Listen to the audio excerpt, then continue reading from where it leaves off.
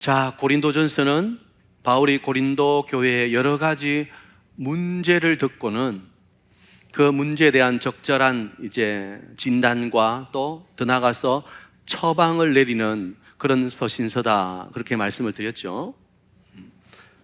이제 오래되어서 여러분 다 또 잊어버리신 것 같은데 다시 한번 복습을 해보겠습니다. 고린도 교회의 첫 번째 문제가 뭐였죠? 분파의 문제였습니다. 나는 아볼로에게, 나는 게바에게, 또 나는 바울에게, 어떤 사람은 나는 그리스도에 속한 사람이다. 그래서 교회 안에 다양한 파가 나뉘어져 있었어요. 이것은 큰 문제죠. 우리는 한 영적 공동체이고 그리스도 안에서의 한 몸이에요. 그런데 자꾸 찢어지려고 하면 안 돼요. 우리끼리, 나하고 마음 맞는 사람, 나하고 출신이 같은 사람, 그렇게 자꾸 모이면 위험하다는 거예요. 물론 사람은 자기의 성향과 또 자기하고 이렇게 기질이 맞는 사람들이 있을 수 있어요. 그러나 교회 안에서 그것이 파가 되어서 그것이 세를 형성하고 교회의 하나됨을 해치는 그런 데까지 나아가면 그것은 큰 문제가 되는 거죠. 그래서 바울은 그것을 먼저 지적했습니다. 그런 파가 다 어디 있느냐? 오직 예수 그리스도 외에는 아무것도 없다는 거예요. 너희가 나를 존중하고 나를 사도로서 인정해주고 그것은 고맙지만 나도 예수 그리스도에 속한 사람이고 우리가 바라봐야 될 분은 오직 주님 한 분뿐이다. 우리의 머리는 예수 그리스도다. 그것을 바울이 강조했죠. 또 두 번째 고린도 교회의 문제는 무엇입니까? 세상의 지혜가 교회 안에 들어왔다는 거예요. 세상의 지혜가. 그래서 그 십자가가 어떻게 능력이 될 수 있느냐? 십자가는 가장 극악한 죄수를 벌하는 사형틀인데 그게 우리에게 구원을 준다고? 그건 뭔가 말이 안 된다. 인간적인 세상적인 논리로 이론으로는 십자가가 설명이 되지 않는 거죠. 왜냐하면 이 고린도는 이 지혜자로 가득 차 있었죠. 에피쿠레스 학파다, 무슨 스토아 학파다 하면서 그런 새로운 것들에 대해서 탐구하고 또 서로 논쟁하는 것을 굉장히 즐겼죠. 세상 학문을 무시하라는 게 아닙니다. 그러나 구원은 세상적인 원리와 논리와 이론으로는 설명될 수 없는 것이다. 하나님이 주신 구원은 미련해 보이지만 십자가의 능력이다. 그죠? 바울이 그것을 강조했죠. 그래서 십자가는 하나님의 능력이라는 거예요. 바울은 고린도 교회를 향해서 철저하게 인본주의고 세속적인 지혜를 버리고 하나님의 지혜를 얻으라는 거예요. 하나님의 지혜는 십자가 안에 있다. 저는 여러분이 하나님이 주신 지혜, 영적인 지혜, 성령의 은혜를 받게 되기를 축복합니다. 우리의 신앙을 자꾸 세상적인 원리나 논리로 설명하려고 하면 안 됩니다. 또 설명이 안 돼요. 왜냐하면 이건 하나님의 영역이기 때문에, 영적인 영역이기 때문에. 그래서 설명하고 이해하려고 하지 말고 뭐 해야 된다고요? 믿어야 된다는 거예요. 믿어야 되는 거예요. 그 믿음의 은혜를 받아야 돼요. 아무리 신앙생활 해도 믿어지지 않는다고 하는 분들이 있어요. 뭔가 목사님 시원하게 좀 설명해 주면 좋겠습니다. 그런데 저도 다 설명해 드릴 수가 없어요. 저도 성경을 다 이해하지 못해요. 어떻게 그 하나님의 놀라운 지혜를 이 작은 인간의 지혜로 다 풀어서 설명하고 이해시킬 수 있겠습니까? 그래서 사람의 지혜가 아니라 하나님의 지혜를 받아야 된다. 다음에 오늘 세 번째 바울이 고린도 교회를 향한 문제를 지적하는데 그것은 바로 음행의 문제입니다. 오늘 일절을 보면 정말 놀라운 일이 있어요. 너희 중에 어떤 사람이 자기 아버지의 아내를 그러니까 뭐예요, 이건? 친어머니라기보다는 뭐 아버지가 세상가 들었든지 아니면 첩을 들였든지, 그러니까 새 어머니일 수 있는 거죠. 그 어머니를 취했다는 거예요. 그래서 바울은 깜짝 놀라요. 그런 음행은 이방인 중에도 없는 것이다. 한마디로 교회 안에 이 성적인 타락이 들어왔다는 거예요. 도덕적인 질서가 무너졌다는 거예요. 영어에 보면 이 코린티안이라고 하는 이 단어를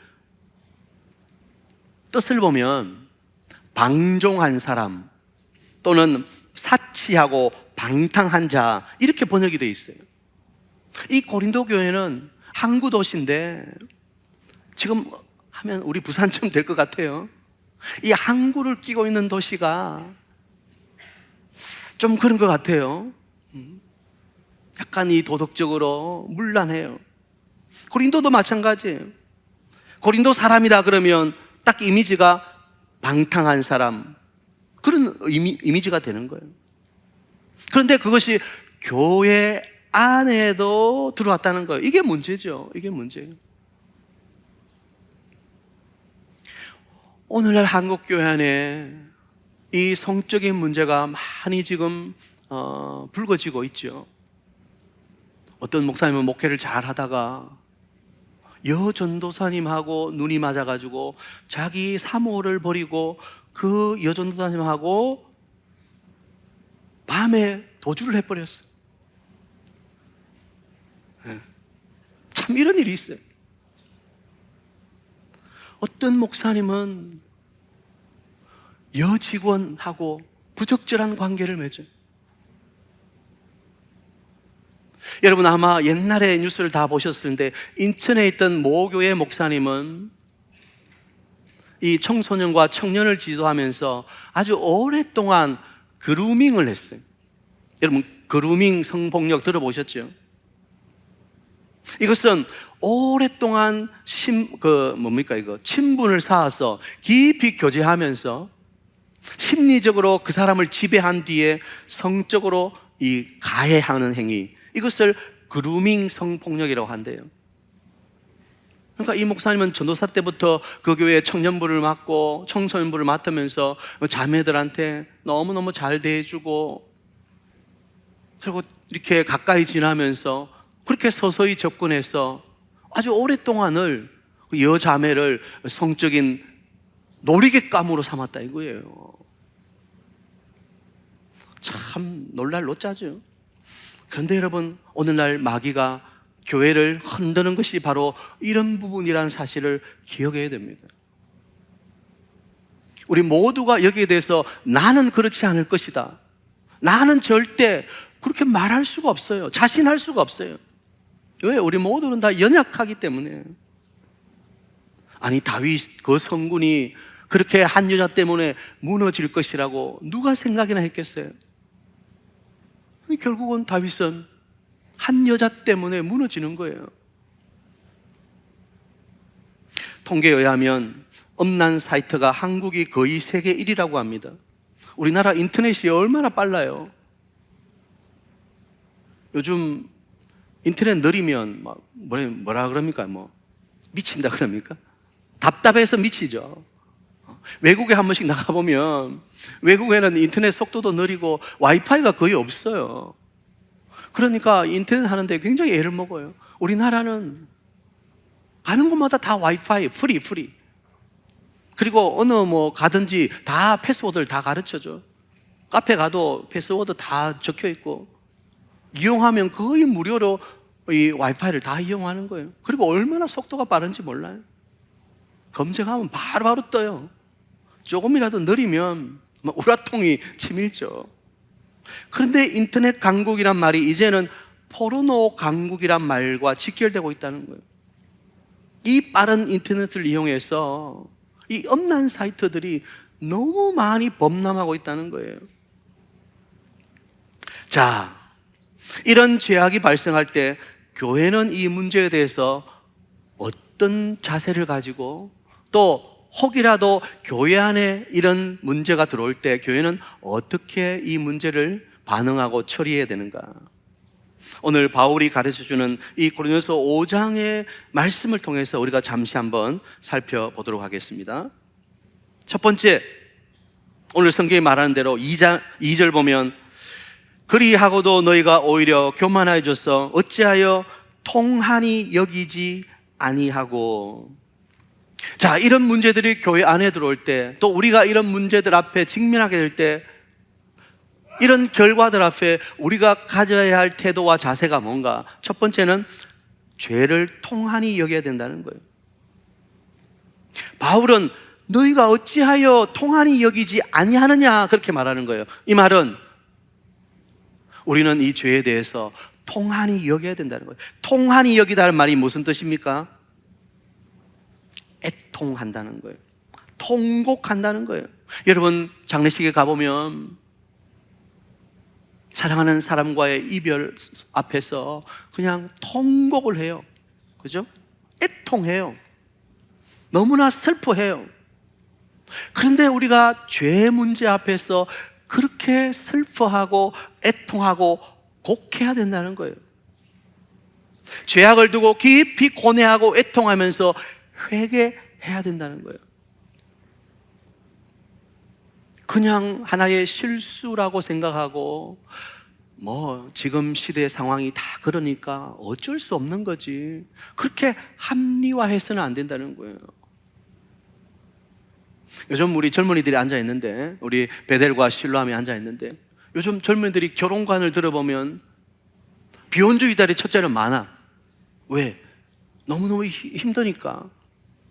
집 사는 것도 그렇고 한 가정을 이룬다는 게 너무 어려우니까 막 결혼 안 할란다. 비혼주의자들이 많아요.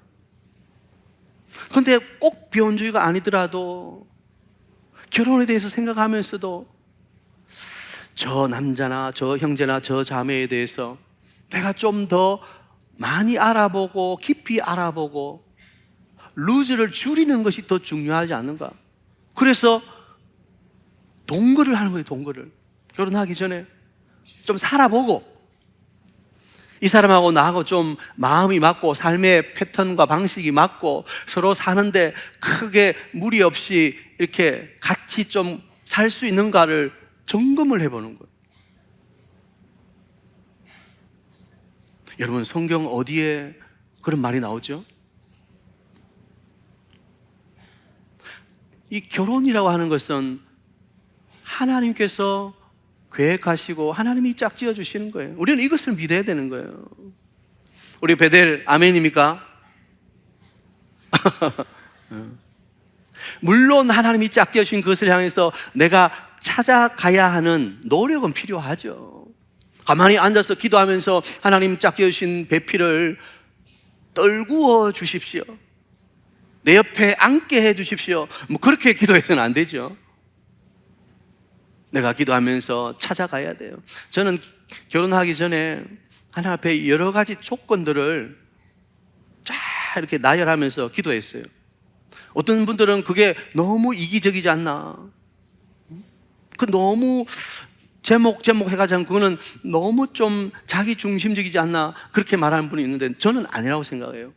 그게 아니면 하나님은 그렇게 하지 않게 해주시는 거예요. 여러분, 구체적으로 기도해야 돼요. 누가 말한 대로 우리가 구체적으로 기도하면 하나님도 구체적으로 응답하시고, 우리가 두리뭉실하게 기도하면 하나님도 두리뭉실하게 응답하시는 거예요. 구체적으로 기도하세요. 그러나 무엇보다도 이 모든 것이 하나님의 계획과 섭리 속에 있다는 것을 결코 놓쳐버리면 안 되는 거예요. 결혼을 나의 유익과 나의 어떤 만족과 내 삶의 질의 향상을 위해서, 그건 결혼이 아니죠. 그것은 이용하는 것이죠. 그렇죠? 결혼은 오히려 자기를 희생하는 거, 헌신하는 것이고 도와주는 거예요. 그래서 창세기 2장에 보면 하나님께서 돕는 배필이 되어야 돼요. 돕는 배필. 결혼의 가장 중심적인 원리는 하나님께서 계획하고 섭리하셨다는 것이고, 두 번째는 서로가 돕는 배필이라는 거예요. 이게 무너지면 이제 모든 게 무너지는 거죠. 그런데 요즘 젊은이들이 살아보고 나하고 맞는지 한번 재어보고 괜찮으면 결혼하고, 뭐 아니면 아니고. 우리 어르신들은 뭐 놀랄 노자 아닙니까, 그죠? 기가 찰 노릇이죠. 근데 이게 엄연하게 지금 현실화되어 있다는 거예요. 이 세상에. 저는 우리 교회 믿음의 청년들이 이 부분에 있어서는 선명한 말씀의 기준이 서게 되길 축복합니다. 지금부터 기도하세요. 기도하세요. 기도하고 하나님께서 계획하시고 뜻하심이 무엇인지 그 놀라운 하나님의 계획하심을 찾아가는 것이 얼마나 신비로운지 몰라요. 그리고 하나님이 주셨다고 확신하면 그 다음부터는 이제는 모든 걸 맡겨야 되는 거예요. 자, 아무튼 다시 돌아와서 오늘 2절 말씀에 바울이 교회 안에 일어나는 이 성적인 문제, 음행의 문제를 지적하면서 우리에게 경고하는 것은 통한이 여겨야 된다. 애통할 수 있어야 된다. 아이고, 이거는 세상적인 문제고 우리 거룩한 공동체인 교회 안에는 그렇지 않으니까 뭐 특별하게 신경 안 써도 된다. 그게 아닌 거예요. 오늘 일어나는 모든 사회적인 문제들의 책임이 어디에 있는가? 교회 안에 있다는 사실을 기억해야 돼요. 왜냐하면 하나님은 교회를 이 땅을 향한 축복의 통로로, 더 쉽게 말하면 제사장으로 세워주셨기 때문에 교회가 이 땅을 향해 하나님의 나라를 선포해야 될 사명을 가지고 있기 때문에, 그러니까 사회가 그 하나님의 나라가 아니라 세상의 나라로 점점 흘러가는 데는 교회가 그 제사장의 역할을 감당하지 못했다는 책임을 통감해야 되는 거예요. 특별히 우리나라 한국 교회가 얼마나 많습니까? 한때는 뭐 25%의 크리스찬들이 1200만, 지금은 이제 뭐 많이 줄어서 거의 뭐 800만이라고 통계가 나오는데, 코로나 지나면서 한국 교회 쇠퇴기에 접어들었죠. 누구는 부정적인 말로 더 이상의 이제 한국 교회 부흥은 기대하기 어렵다, 뭐 그런 말까지 하는데, 왜냐하면 인구 절벽에다가 청소년, 청년들은 교회를 떠나죠. 그리고 교회에 계신 어르신들은 계속 교회에 계실 수 있는 게 아니잖아요. 때가 되면 하나님이 부르실 것이죠. 그러니까 한국 교회도 언젠가는 이제는 500만까지 떨어질 것이다. 한국 교회도 비는 교회가 있을 것이다. 그런 전망까지 나오는 거죠. 이 시대에 우리 교회가 그 책임과 사명을 감당할 수 있어야 되는 거예요. 무엇보다도 이 부분에 있어서, 이 성적인 부분에 있어서. 왜냐하면 한 사회의 뭐 바로미터라고 할까요? 한 사회를 어떤지 그 사회가 볼 수 있는 바로미터가 바로 뭔가? 성적인 지수예요. 얼마나 그 사회가 성적으로 깨끗하냐, 이게 그 사회의 바로미터인 거예요. 결국 심판이 어디서 옵니까? 이 성적인 문제에서 오는 거예요. 소돔과 고모라가 왜 멸망당하죠? 의인 10명이 없었어요. 맞아요. 그런데 거기에 성적인 타락이 극심했기 때문에 하나님은 그것을 보실 수가 없는 거예요. 우리가 잘 아는 폼페이가 왜 그 화산 폭발로 멸망하죠? 성적인 타락이 극에 달했거든요. 마지막 시대에 하나님의 심판은 바로 이 성적인, 로마서 말씀한 것처럼 순리대로 할 것을 버리고 영리로, 특히 동성애 문제가 심각한 거예요. 안타까운 것은 한국의 어떤 교회가 서울에 동성애 퀴어 축제 하는데 그 기자회견 장소를 빌려줬다는 거예요. 이해가 안 되는 거예요. 이해가 안 돼. 교회가 그 부분에서 막아서고 또 선도해 나가고 기도해야 될 교회가 퀴어 축제 기자회견장으로 장소를 대여해 줬다는 거예요. 참 이해가 안 되죠. 자, 아무튼 여러분 꼭 기억해야 됩니다. 우리는 나는 아니라고 교만하면 안 돼요. 언제나 이 사단이 우리를 공격할 수 있다는 사실을 기억하고 우리는 이 문제들에 대해서 통한히 여기고 날마다 기도할 수 있어야 된다. 그리고 진정한 회개의 자리로 나가야 된다는 거예요. 여기 있는 우리 남자 성도나 또 뭐 여자 성도도 마찬가지죠. 우리 젊은이나 이런 유혹에 쉽게 노출되는 시대를 살고 있는 거예요. 컴퓨터를 켜기만 하면, 메일을 열기만 하면 하루에도 얼마나 많은 이런 음란 스팸 메일이 오는지 몰라요. 우리 자신을 지키지 않으면 우리는 크게 당하는 거예요. 목사라고 안전하네요? 아니요. 우리 동기 목사도 벌써 2명이나 재혼을 했어요. 한 명은 자기 아내가 바람이 나가지고 참. 아니, 이런 일이 어떻게 일어날 수 있죠? 일어날 수 있습니다. 그러니까 정신을 바짝 차리지 않으면 근신하라, 깨어라, 마귀가 우는 사자처럼 두루다니며 삼킬 자를 찾는다고 했어요. 이 마지막 시대에 우리가 정신을 바짝 차리지 않으면 판판이 넘어지는 거예요. 교회 와서 예배할 때는 멀쩡하고 거룩한 것처럼 보이지만, 그러나 혼자 있을 때 은밀한 곳에서 무엇을 하는지, 하나님 앞에서 부끄러움이 없는지 우리 자신을 살펴봐야 되는 거예요. 오늘 이 자리에 청소년들이 있다면 특별히 기억해야 돼요. 휴대폰 하나로 모든 게 다 열리는 세상이에요. 아이고, 아직 미성년자인데요. 부모님의 주민등록번호로 얼마든지 사이트에 접속할 수 있는. 여러분, 자녀들을 너무 믿지 마세요. 우리 아들은, 우리 딸은 그러지 않을 것이다. 믿는 도끼에 발등 지켜. 기도해 줄 수밖에 없어요. 물론 믿어야 되죠. 믿어야죠. 기도하는 것도 왜 할 수 있는 게 없어요. 저도 저희 아들이 학교가 있잖아요. 뭐 한 달에 한 번, 2달에 한 번 꼴로 집에 오는데 저희 아들을 위해서 할 수 있는 게 없어요.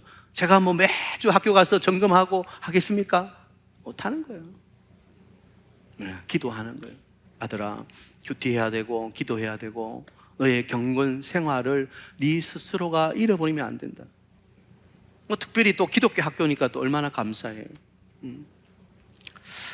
자, 여러분, 통한이 여기고 그 죄에 대해서 민감하게 우리는 반응할 수 있어야 된다는 꼭 기억해요. 두 번째, 2절 보면, 자, 다시 2절 봅니다. 오히려 교만해서 어찌하여 통한이 여기지 아니하고 그 일 행한 자를 너희 중에서 쫓아내지 아니하였느냐. 아이고야, 그러면 죄 지으면 무조건 다 교회에서 쫓아내야 되나?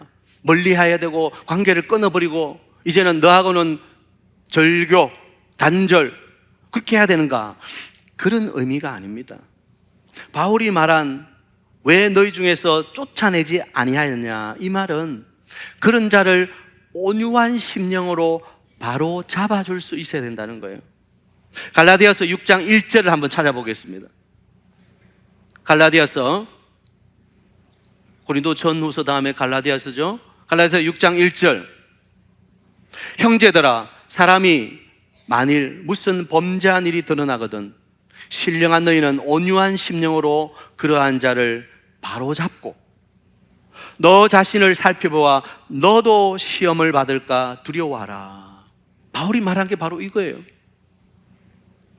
바울이 말한 것은 우리가 그러한 자들을 온유한 심령으로 바로 잡아줄 수 있어야 되는 거예요. 교회가 어떻게 반응해야 되는가? 이건 너무 중요해요. 어떤 경우는 은폐하거나 합리화시켜주는 거예요. 그 사람을 도와준다고 하면서도 아무것도 없었던 것처럼 그냥 자꾸 묻어두려고 하는 거예요. 그건 그 사람을 돕는 게 아닙니다. 자녀를 사랑하면 방치하지 않습니다. 잘못한 것에 대해서는 잘못했다고 야단칠 수 있어야 되죠. 바로 잡아줄 수 있어야 돼요. 또 하나는 그 범죄한 일에 대해서 막 나팔을 불고 다니면서 그를 비난하고 정죄하는 거예요. 아니, 어떻게 그럴 수가 있냐? 믿는다면서 어떻게 그러냐? 막 도마 위에 올려놓고 두들기는 사람이 있다는 거예요. 이것도 안 되는 거예요. 교회는 온유한 심정으로 그러한 자를 바로잡을 수 있어요. 바로잡기 위해 애를 써야 되는 거예요. 그때 온유한 심령을 가져야 되는 거예요. 불쌍히 여기는 마음을 가져야 되는 거예요. 누구든지 그럴 수 있다. 누구든지 실수할 수 있다. 이 실수를 빨리 회복해야 된다. 권면해 주는 거예요. 시험이 들면 얼마든지 그럴 수 있지요. 여러분, 다윗이 시험에 들었을 때 나단 선지자가 가서 그 다윗의 실수에 대해서 바로 잡아주는 거예요. 그때 다윗은 회개하고 돌이키는 거예요. 하나님은 우리가 죄를 지었냐 안 지었냐 그것을 중요한 게 보시는 것이 아니라 죄를 짓고 난 이후에 우리의 태도가 어떠냐 그것을 보시는 거예요. 어떻게 보면 다윗은 사울보다도 더 흉악한 죄인이죠. 그런데 다윗은 회개하고 돌아왔다는 거예요. 그런데 사울은요, 사무엘이 몇 번이나 가서 회개케 하는데도 그 마음이 굳어버렸어요. 돌아서질 않는 거예요. 그러니까 하나님께 버림받는 거예요. 교회는 그런 자들을 온유한 심령으로 바로잡을 수 있도록 애를 써야 되는, 권면해야 되는 거예요. 그리고 또 하나는 나 자신을 살펴서 나도 시험을 받을까 두려워하는 마음을 가져야 된다. 갈라디아서 6장 1절에서 바울이 하는 말이에요. 앞에서도 말씀드렸습니다만 우리도 자유할 수 없기 때문에, 우리도 자신할 수 없기 때문에 그런 것을 보면서 우리도 두려워하면서 나 자신을 살펴보아야 한다는 거예요.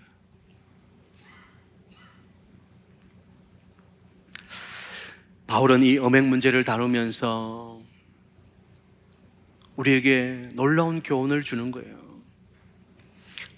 한 사람의 문제가 그 한 사람 개인으로 끝나는 것이 아니라 그것은 교회 전체 공동체에 영향을 미치기 때문에 오늘 누룩에 대해서 말씀하고 있죠. 작은 누룩이 온 등에 퍼진다는 거예요. 교회 안에서 일어나는 개인적인 일은 개인의 일로 끝나는 게 아니고 교회 공동체에 영향을 미치는 거예요. 그래서 한 사람 한 사람의 거룩한 삶이 얼마나 중요한지 몰라요. 여러분, 저는 우리 사직동교회가 한 분 한 분이 사직동 교회라는 사실을 기억하고 여러분의 삶을 살아가면 좋겠어요. 여러분이 살고 있는 그 직장과 사업터와 또는 학교와 직장과 그 자리가 바로 여러분이 있는 그 자리가 여러분이 사직동 교회라는 거예요. 세상 사람들은 여러분을 보면서 교회를 보는 거예요. 여러분을 보면서 하나님을 보는 거예요. 아, 교회가 저렇구나. 아, 하나님이 저렇구나. 여러분, 한 분이 얼마나 중요한지 몰라. 교회는 목사와 장로로 되는 게 아니에요. 집사와 권사로 되는 게 아니에요. 교회는 모든 성도 한 분 한 분 개인이 우리 교회라는 거예요. 그래서 여러분 한 분이 얼마나 중요한지 몰라요. 여러분, 여러분의 삶의 자리에서 여러분이 사직동 교회라는 생각을 가지고 그 믿음을 가지고 여러분 그 자리에서 거룩하게 살아가시길 바랍니다. 작은 등이에 누룩이 온 곳에 퍼지는 거예요. 나 한 사람으로 말미암아 우리 교회가, 내가 속한 공동체와 내가 속한 직장이 어떻게 달라질 수 있는가? 그것은 놀라운 일이에요. 불가능할 것 같습니까? 하나님은 우리를 그렇게 사용하기를 원하시는 거예요. 그렇게 우리를 사명자로 세우기를 원하시는 거예요. 한 사람을 통해서 바로 가정이, 직장이, 또 우리 교회가 새로워지기를 원하시는 거예요. 마지막으로 바울은 5절에 이런 말을 합니다. 이런 자를 사단에게 내주었으니 이는 육신은 멸하고 영은 주 예수의 날에 구원을 받게 하려 함이라. 이 부분은 굉장히 해석하기가 어려운 부분이죠. 사탄에게 내주었다, 포기했단 말인가? 육신은 멸하고 영은 구원받는다. 이건 무슨 말인가? 너무 어렵게 생각하지 마십시다.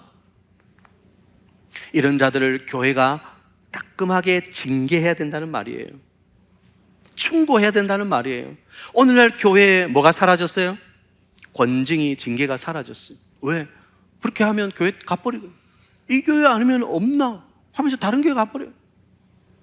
그러니까 교회가 함부로 징계를 못하는 거예요. 그러나 건강한 교회는 반드시 징계가 있어야 돼요. 이 징계는 한 영혼을 구원하기 위함이에요. 여기서 사탄에게 내주었다, 이 말은 포기하고 버렸다, 출교했다, 이런 의미가 아니에요. 그를 충고해서 권면해서 교회에서 권징을 통해서 그 영혼을 새롭게 구원해야 된다, 이 말이에요. 여러분, 혹시 우리 안에도 이런 성적인 문제로 고민하며 갈등하며 아파하는 분들이 있습니까? 오늘 바울이 고린도 교회에 주는 교훈을 잘 들으십시오. 먼저 통회해야 돼요. 그 문제에 있어서 애통하며 울부짖으며 기도해야 돼요. 그리고 우리 서로가 권면해 줄 수 있어야 돼요. 그게 공동체 아닙니까? 그게 전도회고, 그게 사랑방이고, 거기서 아름다운 회복의 역사가 일어나야 되는 거예요. 못 본 채 내버려두면 그 영혼은 죽어가는 거예요. 그리고 마지막으로 그렇게 해도 안 되면 교회가 권면하고 징계할 수 있어야 돼요. 그래서 그 영혼을 구원하고 건져낼 수 있어야 돼요. 그래야 교회가 건강해지고, 교회가 거룩해지고, 교회 안에 다시 하나님의 은혜가 회복되는 거예요. 하나님의 은혜는 어느 곳에 임합니까? 거룩한 곳에 임합니다. 거룩하지 않으면 하나님의 은혜가 임할 수가 없어요. 내가 하고 싶은 대로 다 하고 살고 싶은 대로 다 살고 그러면서 하나님의 은혜를 받겠다, 그건 무슨 심보라 그랬어요? 도둑놈 심보. 그럴 수가 없어요. 하나님의 은혜는 그렇게 임하는 게 아니에요. 하나님의 은혜는 통회하며 회개하는 곳에 임하기 때문에. 그러나 하나님은 용서하시는 하나님이에요. 오늘 제가 오전에 설교했죠? 하나님의 사랑이 있는 사람은 결코 정죄의식에 빠져서는 안 된다. 왜냐하면 우리를 용서하시고 의롭다고 선언해 주시는 분은 하나님이시기 때문에. 내가 하나님보다 더 큽니까? 하나님이 용서해 주시면 끝난 거예요. 자, 교회 안의 음행의 문제, 오늘날 우리가 당하고 있는 여러 가지 사회적인 이 성적인 문제, 너무 질서가 사라져버린 무질서의 시대를 살아가고 있는 우리에게 하나님은 말씀하시는 거예요. 이 문제에 대해서 통한히 여기고 교회가 책임을 지고 기도해야 된다는 거예요. 그리고 우리는 온유한 심령으로 그들을 권면하고 그들을 바로잡을 수 있도록, 또 나 자신은 항상 두려운 마음으로 나도 그런 시험에 빠지지 않도록 겸비할 수 있어야 돼요.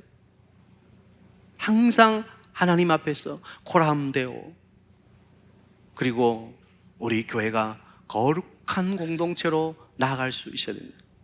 기억하면서 여러분 모두에게 하나님 주시는 말씀이 있게 되기를 축복합니다.